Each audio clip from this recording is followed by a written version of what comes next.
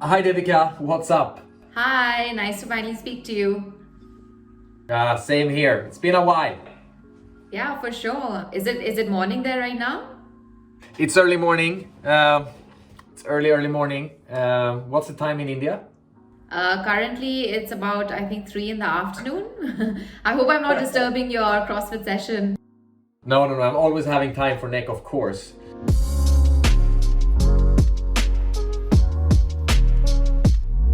So Devika, I mean, we're super thrilled to have you here for our second episode of the Neck Talk, where we finally get to talk about fitness, right? Something you and I are super passionate about. I mean, on a personal level as well. You're an inspiration to so many, so it would be great to learn more about your fitness journey. How it started, what helped you stay consistent, and what people actually can expect from your fitness program here at NEC. You're a superstar in the gym, always killing it. How did you start your fitness journey? So I started my journey in 2014. I was in university, sort of, trying to figure out things for myself. And there was this period in university where I became really inactive. I was sleeping late. I was eating a whole lot of junk food, drinking on the weekends. So that's when I noticed that my health had declined completely. I was underweight as well. And then all of a sudden in 2014, I was diagnosed with hypothyroidism. When I started seeing symptoms, all of a sudden I started gaining weight. My face started getting puffy, which are symptoms of thyroid. And then eventually I got my checkup done, and then it was just sort of a wake up call for me, and I realized that I need to take my health seriously. I joined a gym, and I just started working out. I started lifting weights, started eating clean, and yeah, that's how my journey started. And how have you managed to be consistent throughout? Honestly, it's been so difficult. In the beginning, there were times when I would hit the gym for about, say, a month. I would be highly motivated, and then all of a sudden, I would just like get demotivated, lose all my progress, and then I would have to start all over again. So it's just been it's been a process. Honestly, it's taken years to be so disciplined now, where I feel like I could never fall off track again. Like I know that if I take a break for 2-3 days, after that I have like this itch to sort of just hit the gym again. So it's a I can relate. It's always about building that routine, right? exactly, it's a habit that you have to build eventually. It's a part of your lifestyle. And you're also quite intense with your CrossFit sessions, I believe.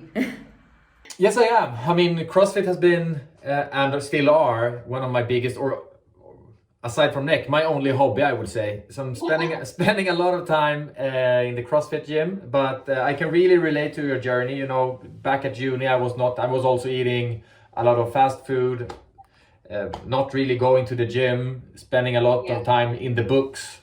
You know, forgetting about myself. Not only, I mean, body wise, but what I really felt was like my mind wasn't there as it had been before when I was more active. Then I started to hit the gym. Then I mean, as some of you guys know, I spent a lot of time during my 20s to travel, and I lived in India. You know, changing environment is Yeah. always also changing habits, right? Exactly. So I can really relate to you. It's difficult to build habits, but once their habits are there, it's actually, you know, it's this itchy feeling to, you know, I just need to get back and do it, right? Devik, I've also heard that you've become a certified fitness trainer this year. Congratulations. That's right. Thank you so much. What made you take that decision? So basically, I launched my Instagram page in the lockdown. I sort of just decided that, this is the time to test the waters. And because I'm so passionate about fitness, right? I just thought that I want to reach out to more people, to a wider audience. And when my own page was public, private, at that time, a lot of my friends would just end up messaging me after seeing my gym stories and talk about how inspired they felt and how motivated they felt. So once I launched my page and it started growing, I figured that I definitely need a certification backing me up, right? Because there's so many facts that I share, there's so many workout videos that I share. So I just felt like to also gain my audience's trust, I would want to have a certification. And then eventually, if I did want to train people, I could sort of, figure. So that's just what motivated me to get my certification. It's also super cool that NEC facilitates health services. How did you guys get into that? Yeah, you know, when we decided to enter the complex world of health, our approach was always that, you know, it's not enough to just pop a pill or sprinkle a powder over your salad. We need to take a holistic approach where we are, you know, also being able to offer consumers and persons and individuals the right supplements, but also supported by the right experts and the right expertise, right? So for us, what NEC is and want to offer is an holistic approach to well-being, I would say. That's exactly what I stand for as well. I think it's important to have a holistic approach, and that's what's sustainable in the future.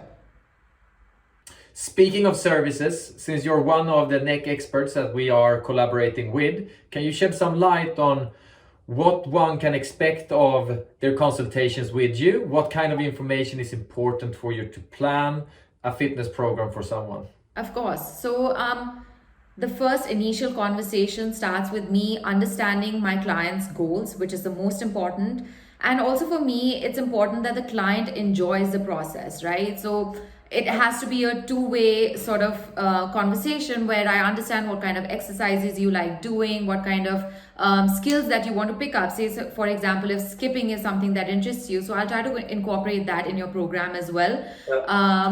And yeah, just make the whole process a lot of fun. How do you see yourself as a trainer? Are you, you know, full J.K. Simon in Whiplash style, or are you more calmly Mr. Miyagi kind of a trainer? So I believe there's a process that one has to follow. I can't go full throttle all out on my clients because again, they might just end up getting intimidated, right? Especially for a beginner, because it's only in their first few months that they sort of understand and realize whether they like exercising or not. So if it's too intimidating, if it's too hard, they might just completely drop it and never pick it up again. So it has to be approachable, of course, and say for example, if a beginner approaches me, I'll understand where they are at with their fitness levels, and then sort of programming you know, their activity level, and it has to be something that probably starts with body weight exercises and then sort of progresses on to muscular training. And now to wrap it up, and finally, I mean, who do you think would win a dance battle between you and me? Me, goes without saying. Well, then I'm thinking next time I am in India, I think in a month or so, then we'll take a dance battle. Done. I'm gonna go practice my moves right now. Same here. I'll add some jumping ropes. Some double unders. Great. Very nice meeting you, and full speed ahead.